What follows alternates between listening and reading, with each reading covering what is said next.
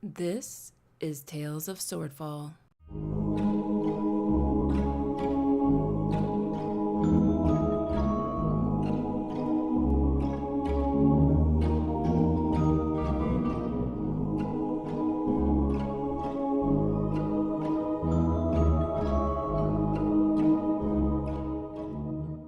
Episode 6, Silk and Madness.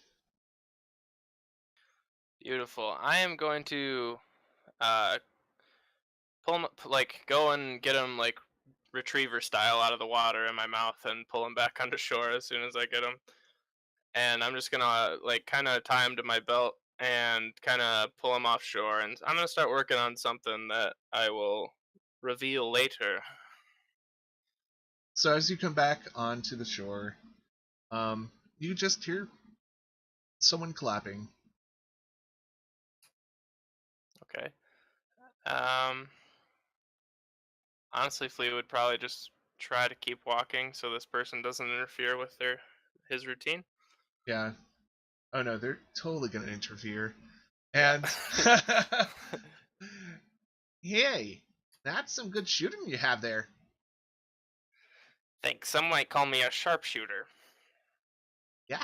Well, hitting those little birds, I mean, no easy feat. What you planning? Are you gonna eat them? What's it to you? I might eat them. I might use them to make things. And there is a halfling just kind of following you. Well, um, hmm. Hey, you could sell me the meat if you want. I could totally use it. How much will you give me? Hmm. I'll give you the meat of all of these. I don't need the meat. Yeah, well, it looks like you have a dozen. He tries to count them. Mm-hmm. How does 5 gold sound? That's fine with me. I don't really understand money, so. Okay. Well, I could use someone like you. So, really, I mean, still the negotiation for the birds and the money will still keep that, but um, you do this all the time, right? The bow thing with the killing. Well, most days, yeah. I mean, yesterday didn't go great, but it was an off day, but sometimes I'm better. Uh, I don't know how to ask you this, but do you kill bigger things like people? Oh yeah, I've eaten people before, like a whole person. Oh no, So yeah. not eat, just shoot with your bow and kill them. Oh yeah, I can do that too. I mean, yeah, I mean, I've done that. do you do it for money? Sure, you'll have to talk to my manager though. He's a big angry blue guy. You'll probably find him. And then I have another one. She's like a kitty. She's really nice. Having a rough day though. Oh, you're with other people. Ooh. Are you a mercenary group? Well, I mean, we've only been hanging out for like a day, some of us, but I guess we're kind of looking for something to do. I really hurt my friend's feelings earlier, so if I brought back like some information or some money, that might help. That might make him happy. Oh, information on what? Nah, just like the city and like, what's your name? I don't even know you. And Flea like kind of realizes that he's doing the whole talking to strangers thing again. Yeah, and he's being nice. He's not like going, "Oh my God, what are you?" Yeah, Type of deal. right. Uh, my friends call me Jackal. Huh, that's a nice name. I'm Flea. Oh, we both have animal names. That's funny. I could probably be like a flea on a jackal. Wouldn't that be weird? Yeah, I think you'd crush me. Oh yeah. Huh. Hey, I don't think fleas have jackals. he like blinks his eyes and he's like, huh. Anyways, if your friends are cool with this whole like assassination thing. I mean, I'll be glad to help. I mean, everybody needs a guide to the city, especially a big one like this. That's true, and honestly, you seem pretty trustworthy. I could probably take you to him. Yeah, I mean, that's no problem. I mean, does this big guy what does he do? Like, what kind of stuff? Oh, he makes food, and he like manages my assassin career. And I'm just straight up lying now. Give me a deception. Here we go. Wow, holy crap. Ah, he's just like, a cook and your manager. Yeah, he sounds pretty cool. I mean, it's not every day you meet someone who can like both help you manage shit and manage all your assassination stuff and like cook. I mean, usually it's like three separate people. Well, I mean, there's other people, and like the furry one I told you about, like she's really nice, and she helps me when I cry, like last night. That was bad. Oh, well, you seem like the type guy who would cry for a reason. Oh yeah, there was a reason. Can't really remember what it was now, but I'll think of it. And he's just like, he's probably jogging along with you since you're a little bit faster. And Yeah. he's he just kind of makes small talk as you guys go up to the entertainment district. It takes you about an hour, and you find a little bit more about him. Like, he's a guy with a lot of friends, but some of the friends aren't like the best to him, so he needs some of those friends eliminated. Okay, I'm I'm probably just gonna blab to him the whole walk back to the entertainment district about like different people I've killed and different animals I've killed, but not like in a menacing way. Just like he Yeah, doesn't Flea doesn't quite understand the concept of death almost, so yeah. he's just kind of like blabbing about it. Like how people talk about their hobbies. They're like, oh yeah, I went down this Yeah, trail the other day when I was hiking. Yeah. exactly. Yeah. So yeah, I'm just gonna lead him back. Um, I'm not gonna take him right to Taz's house though. I'm gonna just. Did I see where Krakatoa was going, or You not really? probably heard something about finding cloth or clothing or robes while, Okay. Krakatur was in anguish. I'm gonna lead him like in the direction Krakatoa was heading, past Taz's apartment, and then just like stop and sit down in an alley and start working on the birds. So I'm not leading him right to the apartment, but like I could see the apartment from where I'm at. Okay, cool. And tell you about Krakatur and anguish and robes and everyone. Ray and Stu and Krakatur. You guys are walking to this place that does like foreign clothing. Um, like, so Ray, what is it like? Like, what does it look like from the outside? Because you're probably going north to the artisan district.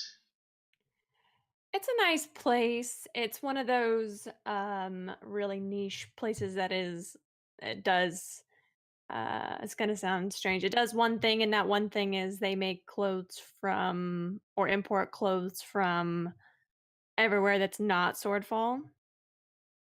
And so they have their layout set like geography essentially in their store where you can try on different clothing of different tribes of different areas or get to see what the royalty of whatever place would wear or whatever, and a little bit of maybe, depending on who's working, a little bit of trivia about each place that is not Swordfall.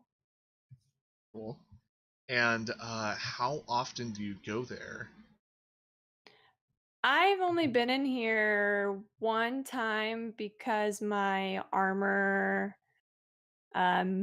was missing a clasp, and the clasp that puts my armor together I couldn't find anywhere else. I had to come here and get it. Cool. Yeah. From the outside, actually looks, nice as Ray has described.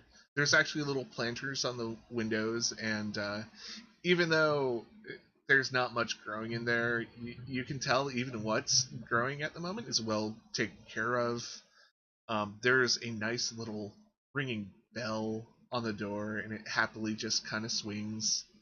And you get in there, and it's a shop that's cluttered in a way that doesn't feel claustrophobic, but more cozy.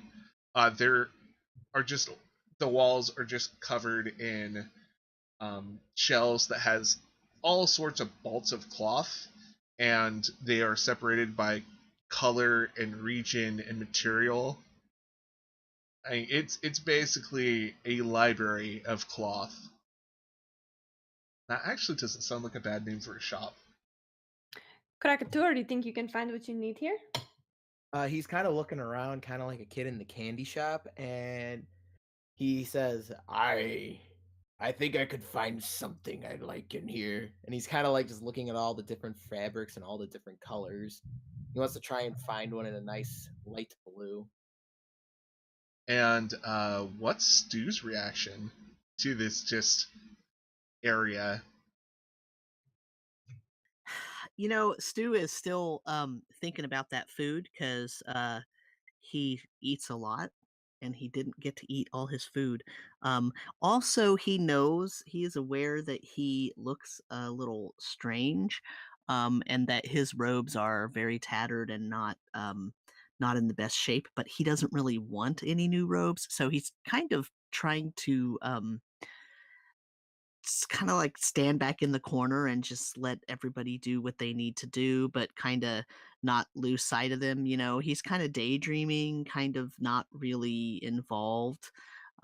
He thinks that the sort of notion of getting new robes every time something gets a little torn is a little silly. So he's trying to not say something to offend Krakatur. And Stu, you're probably the first one to notice this, but a dragonborn comes out from the back of the shop, and she smiles the best that a dragon face can smile, and she's like, "Oh, hello, everyone! Oh, it's you, the girl, the one with the Belcom armor, yes? Yes, that is me. It's good to see you again. It's it's good to see you too. It's so lovely to see you. Do you need more repair? I know those armor smiths. They're. Ugh. No, I don't need any armor repair today, but my friend over here, this Ah, you can see, and I point in Krakatur's direction. And I start to browse what they have on Falcon stuff to see if any of the styles have changed in the last few years. and she looks Krakatur over. Oh, you are a tour, hmm? He's taken aback by this because someone would actually know this in the city. Uh, I am the for the Regen people. Yes. Oh, they have very, very nice cloth. And she takes your hand, and she is actually quite a bit bigger than you and quite a bit stronger, and you can feel that, but she gently takes your hand and kind of pulls you toward a section. Oh, Krakatur plays along. He's a fan of strong women. And she's like, so which one do you have inside you? Something that fits the traditional style, but also kind of covers up this. And he kind of just showing his scars that are just all over the place. Well, you shouldn't be so careless. I mean, it is fine to be a warrior, but if you scar yourself too much, you're not gonna be so happy in like 20 years. Well, if you make it to 20 years. Aye, if you don't say. So, it's something that goes with you Endure. She kind of like sniffs you,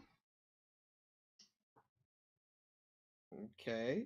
and Do I see this? yeah, this is a small enough shop that you guys are probably seeing this happen. I'm like peeking. I'm like looking through the racks, but like also watching. So Yeah. So as a kobold, would I think that there's any significance to a dragon kin sniffing someone? You know that some types of dragons can actually sniff if somebody like uses magic or they have some kind of elements with in them or on them. So she's basically checking him out in more of a personal, like more personal than I think anybody actually realizes. Um, Stu is a little embarrassed and he kind of looks away a little bit, but he still keeps an eye out. You know, it's kind of one of those I don't want to watch the pornography, but it's on and my face is kind of turned in that direction. And she takes a minute after she smells you. Air? Yes. My lineage is of the Air Genasi. That's what I thought. Well, I have some bolts that would do you very good. Are you looking to have some kind of sleeve made for you, or? Mayhaps. For now, and he takes the robe that's just tattered on him right now, and he just starts ripping it and just starts wrapping it around his arm. She looks really interested at you tearing at your clothing and taking some out. Even Ray could tell that this look is, okay, where is this going? I start to move a little bit closer. Just like still keeping an eye on the Belkin wear, like, but also keeping an eye on them. Yeah. Yes, I guess you'll need to replace that robe. I mean, you can tear whatever you want off, Oh my god. but, you know, as long as we get you clothes somehow, I think it will be an improvement. Well, no. She just kind of looks at you more. But it's whatever the customer wants. And she starts going through bolts of cloth with you. All right, cool. Yeah, we're gonna just kind of hop back to Tabby. Tabby, you're on top of the roof. You're trying to sleep, right? I kind of like rolled and fell. Oh yeah, yeah. So well, I'm guessing one of the canopies broke some of her fall, but she is probably laying on the street. Actually, give me an acrobatics check, and you can do that with actually advantage.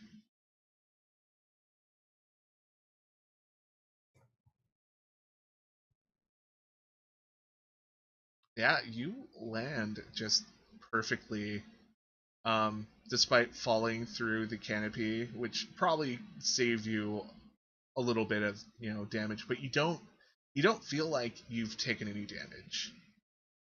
You don't feel like anything's hurting. Just the world around you is this complete mess. Colors are like dripping and oozing and just spreading all around. All the noise just a little too loud. And then a menacing figure comes up to you. Get out of my way. It doesn't leave, and it seems to claw at you. Tabby starts clawing back. She just takes her paws in a defensive motion. Wide-eyed panic look crosses her face, along with the deranged look that can only be imitated by the completely insane. All right. Do you have a claw attack by any chance? Yep. Yeah, roll it. Okay.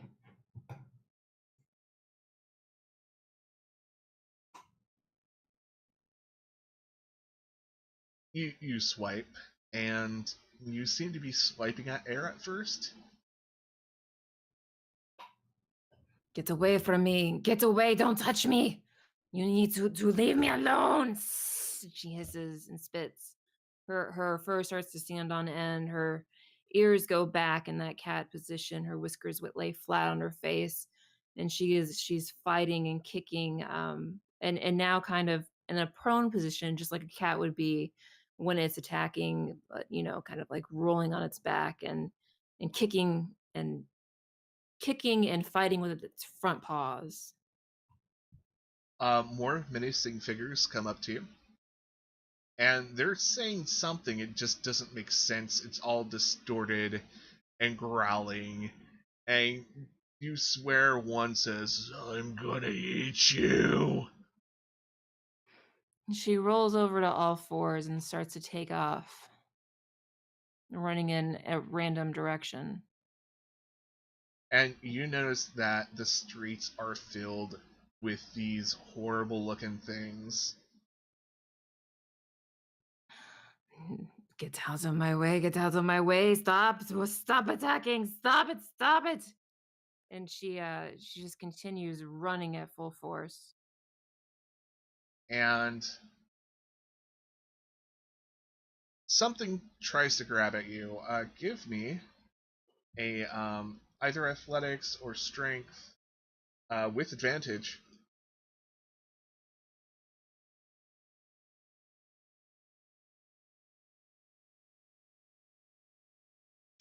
Wow. Those are two rules of polar opposites. Yeah, buddy. So with that nat 20, how do you get away from this shadowy monster thing that's trying to grab at you? I maneuver my body like a cat does when you're trying to pick it up, but it Yeah. doesn't want to be picked up. So I kind of maneuver my body and kick up its body and kick off of its shoulders and just dart. So kind of like acrobatic-y. And are you gonna try to find somewhere to hide, or? Yep, any corner that she could find is what she's looking for. She's really not looking for anything. She's just running. It's all she wants to do is just run as far away from the shadowy figures as possible. So she's not exactly paying attention to where she's running. So if she like face planted into something, that would make sense. Yep. Give me a perception with disadvantage.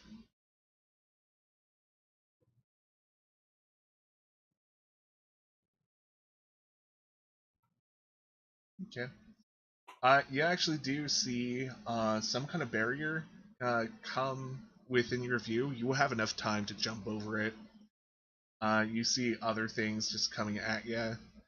But what finally does it is there is a ledge that you don't see.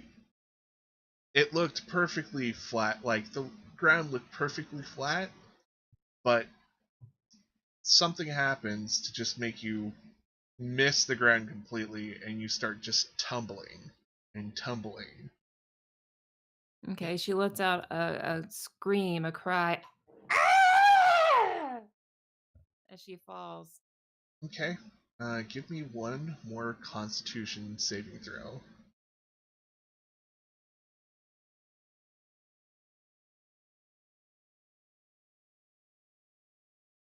And that's when Tabby blacks out.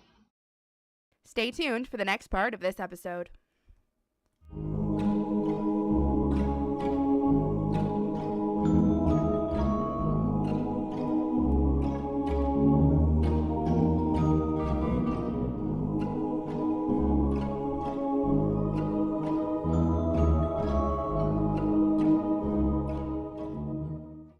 Please consider listening to these podcasts. A long, long time ago, in a land far away named Phylor, there were 4 legendary adventurers. We are the Adventurers 4, renowned across the land. Using their cunning and strength, the party defeats many monsters and saves many lives. Nick takes a fairy blade and stabs it into his other eyeball. Oh my gosh! Can you go jump on my back? Do I cast Expeditious Retreat? Yeah. Can Bob roll a D20 for me? I don't like that. I don't like how you asked that. D20 business. What if I rolled a 1? What if I told you I just rolled a 1? Come and join us weekly at How the Quest Was Won. Found anywhere where podcasts are located. Purchase not necessary. No real magic was used in the making of this podcast.